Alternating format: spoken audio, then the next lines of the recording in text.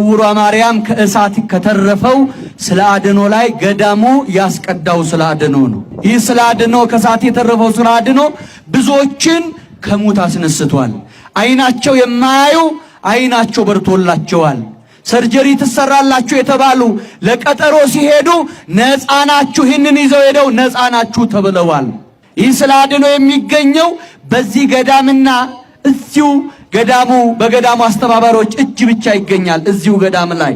ነገር ግን ይህንን በማስመሰል አውጥተው በየአጥቢያ ቤተክርስቲያኑ አዲስ አበባ ላይ በተለያየ ስፍራ የስውሯ ማርያም ገዳም ስለ አድኖ እንዲሁም ደግሞ የገዳሙ መስቀል እያሉ እየሸጡ ይገኛሉ።